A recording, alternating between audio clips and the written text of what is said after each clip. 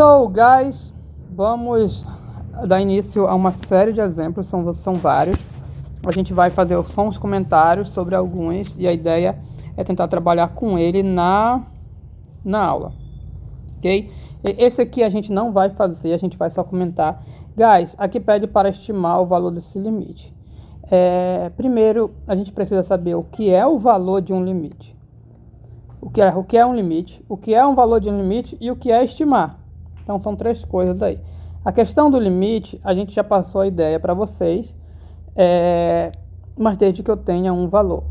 Então, guys, o que é isso? O que é o valor de um limite? Esse limite, eu vou até escrever aqui para facilitar a nossa vida. Aqui está grande, está mal feito. Vamos fazer decente. X menos 1, x quadrado menos 1 e x tende a 1. Uma coisa a chamar a atenção, guys, que essa parte do tende a 1, ela faz um pouquinho menorzinho. Pode ver aqui, ó, que o x daqui, ele é um pouquinho menor do que esse. Pois bem, primeira questão, né? Primeiro questionamento, aliás, a respeito desse exemplo. O que é o valor? Depois a gente vai para o estime. O que é o valor de um limite? Deixa eu pintar aqui. Fazer a marcação. O valor de um limite é um número, sei lá, vou chamar de L, tá? É um número de maneira que os valores dessa função vão se tornar muito próximo desse número à medida que eu aproximo o x do 1.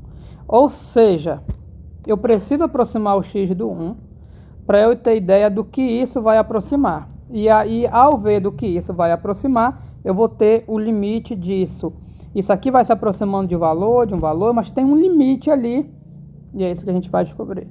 Então, novamente, o valor de um limite é algum número, de modo que esse número é quem isso se aproxima quando eu pego o x do 1. Lembre-se que a questão de limite é uma situação. Eu vou criar um cenário. Qual é o cenário que eu vou criar?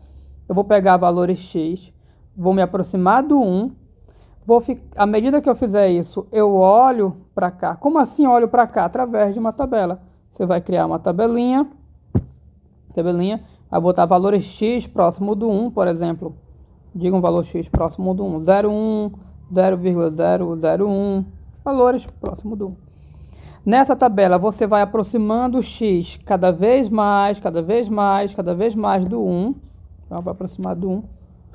É do 1, né, guys? Isso aqui tá do 0, mas põe 1 aqui, pronto. E cada valor x que você fizer, você vai colocar a respectiva imagem por essa função. Igual essa tabelinha que a gente fez aqui, ó. Valor x, só que aqui aproximava do 2. E a gente foi olhar a imagem. Ok? Então, guys, analisem aí como vai ser o comportamento do valor dessa função para esses valores x. Do que isso se aproxima? Do que isso se aproxima deve ser o limite.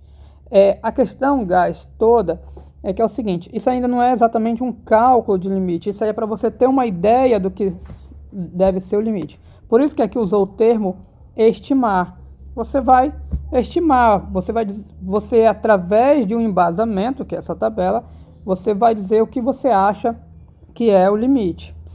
Mas não pode ser um achado de qualquer jeito. Você vai ter todo o fundamento que é a tabela. Um outro detalhe, façam duas tabelas igual aqui, ó. Uma, duas. Aqui as tabelas saíram muito encostadas, por isso que parece ser uma, mas são duas.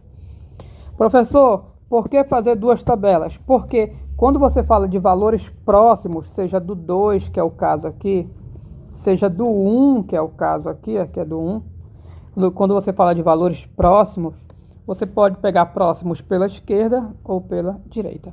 Então, você vai fazer uma tabela com valores próximos pela esquerda e um pela direita, ok? Aí, esse aqui vai ficar a cargo de vocês fazerem essa análise.